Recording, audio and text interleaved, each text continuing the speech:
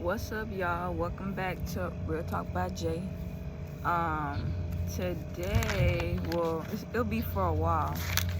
I've been meditating on. Someone's leaving. I've been meditating on Genesis 37 through 50. I haven't gone through the whole thing, but let me talk louder.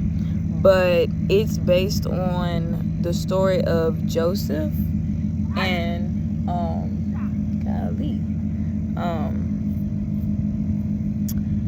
I got sidetracked, my bad, y'all. I titled it The Waiting Season because if you read Joseph, then you know that at first he was seen as this top-notch dude. Like he was the favorite child out of all of his brothers. His dad showed favoritism to him other than his other brothers. He made him a colorful robe, and like God just knew, he just knew that God had his hand on his life, but other people could not accept that. So in Genesis 37, it talks about Joseph's dream, which it gives the baseline story of Jacob's family line. And then it also talks about when Joseph was sold by his brothers, because they all got jealous of him. And one time he came and was bringing something to his brothers that his dad told him to bring. They ended up plotting against him. They tore off that rainbow or colorful robe that his dad made him, tore it all up, and they threw him in this little hole. And then they went to go kill an animal, and they put the blood of the animal on his coat to make it seem like some animal got to him and like killed him type thing.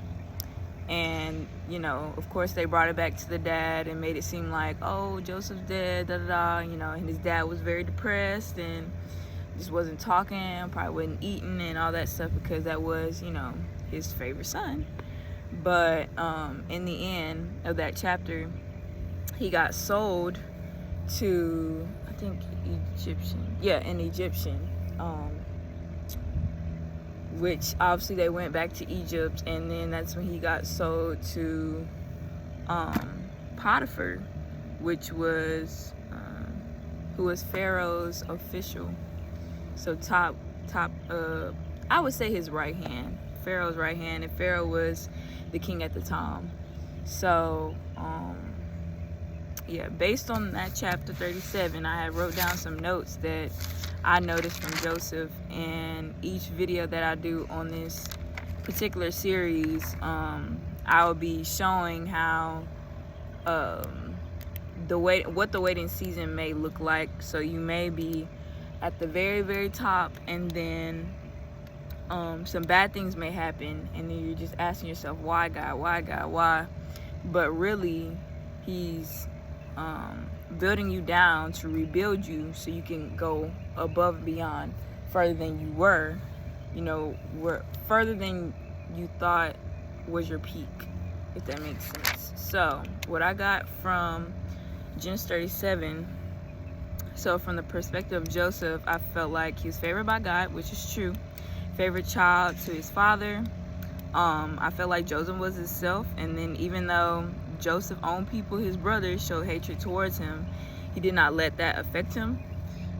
And I feel like he showed that he knew his worth and the love that God had for him. And then I put, based on his brothers, I feel like they were insecure in who they were, so they continue to focus on Joseph instead of knowing who they are in Christ. And I feel like this is a common thing in the world today. It could be something as simple as comparing someone's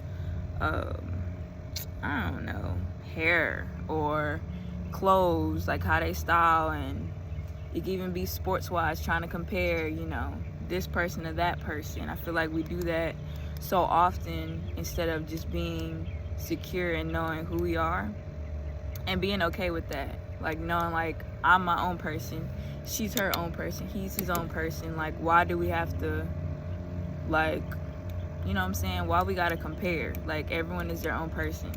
So obviously the brothers, I feel like if they were more focused on knowing who they were and not trying to compare, like, oh, Joseph got this, oh, Joseph got that, you know, dad likes Joseph more than us. Like instead of focusing on those things, I feel like they wouldn't have been so prone to trying to get rid of him because they were jealous, you know? And jealousy is a very toxic thing, but it can be removed out of a situation whenever you know who you are. So I think that's something important that we as people need to focus on, just knowing who we are and being okay with it. And then I put Joseph goes and finds his brothers to bring him something. Okay, I already told y'all about this. Let's see. Yep, said that. Yep, return them home. Yep. Okay, so I put a question. I said, so what things stood out in this chapter? I said Joseph was chosen by God and he knew there was something different about him. Joseph stayed true to himself no matter what life brought him, like I stated earlier. Joseph had growing up to do, and you can tell he was not mature in the way he rubbed in who he was. Now this is also a problem in today's age, I can say. When people know who they are, sometimes they try to rub it in, especially if they know like, oh, I'm really good at this, like you ain't this good, da da da, like trying to rub it all in your face. And I don't think that's good. Like you got to be humble at all times, no matter if you at the way top or right in the middle, or you feel like you're better than, you know, a certain group of people. You gotta be humble at all times, because you never know whenever you'll be up here and tomorrow you'll be down here. You'll be below the people that you were saying, oh, I'm better than you, and then now you feel some type of way because now they're above you. So you gotta stay humble. You gotta stay humble at all times. And then I put, even though Joseph was doing what he was supposed to be doing, he still ended up in a horrible situation. Like obviously he was one of the chosen ones, so he just accepted it. He was the favorite by his dad, so he accepted it as well. I mean, obviously he rubbed it in and stuff like that, but in his brother's face. But at the same time, you know, he was all the way up here, but certain things was just happening that made him just feel like he was rock bottom, you know? And that's just life. Life happens, but it's just all about how you respond to it. You can't let the little things or even the big things dictate your attitude, your perspective, and how you're gonna continue to walk in your everyday life, if that makes sense. So I put this as a star. I think it's the lesson. Yeah. This lesson is truly a reflection of life. We can be doing what we need to do. We can know our identity in Christ. We can stay true to ourselves. Ooh. And what in the world? Oh, and the devil can get someone to still hate on us, cause bad things to happen randomly, especially when we're doing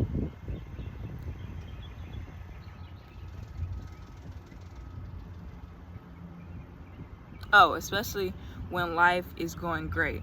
But the real question is, how will you respond in adversity? Just like I said earlier, I hadn't even looked over these notes, but this is confirmation to know that it's still in my mind. But the real question is, how will you respond in adversity? How will you respond when things don't go your way, whether it lasts for a little while or a long time? The answer I would think y'all would say is bounce back and come back harder. And in the process, trust God's timing, which is probably one of the hardest things for me, especially in any aspect. I do not explain it, but yeah, it's very difficult for me. I don't struggle with trusting God. That's never been a thing for me, no matter what it is, just because I've been through so much, especially with my family.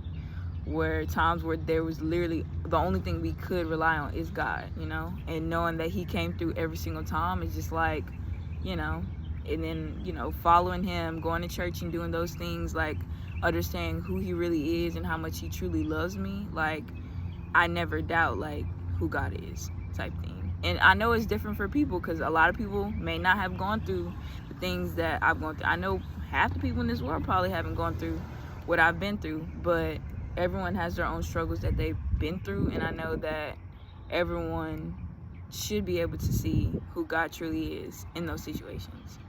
But I read a quote. I read a quote the other day, which was a while ago, because I wrote this a while ago, and I just haven't. I started working on part 2 and 3, and I hadn't looked back on these notes. But it said, "When you understand that God is never late, you wait differently." And that is reflected in Joseph's life, because even despite the negativity that was coming in his life, he still stayed himself. I'm sure he was mad at his brothers and scared of what the future held for him, but I know that him knowing he had a purpose in his life helped him to be encouraged that there will be a comeback in his life. And that quote is different. Like, when you understand that God is never late, you will wait differently. I feel like that's just self-explanatory at that point, but it's harder than it seems. Like, the quote is dope, but at the same time, just like, I don't know if I'm gonna wait differently. Like, yeah, I understand that God is never late, but we as humans, we're so prone, like me especially, like I like to get stuff done. I do not like to be sitting around and wasting time. I'm a go-getter. I've always been that type of person. I grew up that way, so that's just, it's in my blood at this point. So whenever I have to wait, like, I'm patient, don't get me wrong, I'm patient, especially with people and stuff. Like, I love to be patient, because I try to just understand who a person is, and knowing like, okay, like, I could be patient. If God could be patient with me, I could be patient with them, because I try to show the same things that God has done for me to other people. And it's very difficult, because I ain't God. But yeah, it's definitely very difficult. So I just have to remind myself each and every day when I wake up, like, I just gotta trust God's timing, even when I can't see it. That's probably the worst times, whenever you can't even see what's on the other side of, that gate or that hill. Like, is it greener over there? Is it dark over there? Like, you're scared to step into that new season or that new hump, or you're scared to even go up the hump to see what that new step looks like. But you just gotta trust God in the process, and knowing that he will only give you what you can handle, and he will give you what's meant for you, not for someone else. What's meant for you. And that's something you have to understand, because everyone has their own path. Even with friends and stuff, yeah, you can have friends and stuff, but at the same time, like, you have to understand, like, okay, my friend, this friend, she going that way. My friend, this friend, she going that way. Like, that's her path. Like, we're still in the same area. Yeah, we can still be friends, all that stuff. But I understand, like, if you gotta, all right, I gotta go do this, all right, I gotta go do, like, I understand, you gotta go to your path, and trust God's timing. You got to trust God's timing with them, and as well as yourself. So just being supportive in that process as well, because sometimes you can get so caught up being like, well, she my friend or he my friend, like, we homeboys, we twins, whatever the case is. Like, y'all could be so locked in that y'all don't even see that y'all aren't the same person. Like, you have to understand, like, y'all are 2, 3, 4, 5 different people. So you gotta respect them, you gotta love on them, and you gotta accept them for who God created them to be. And my encouragement to end this is, stay true to yourself no matter what you're going through.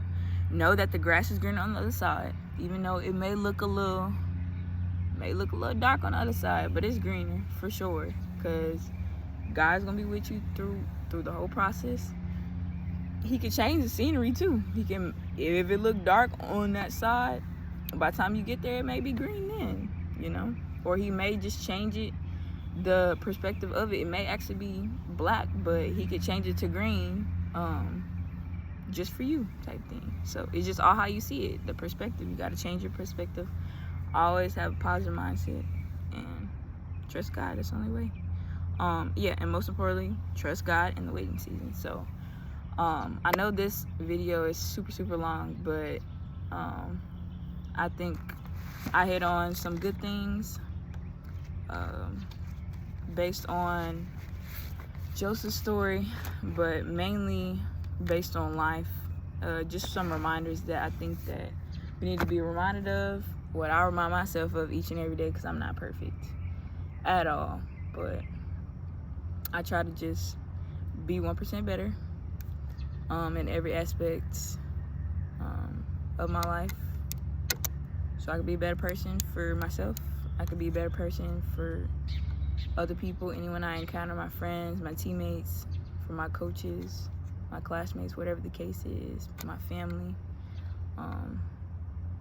because I know that everyone that I mention needs me to be 1% better, because I can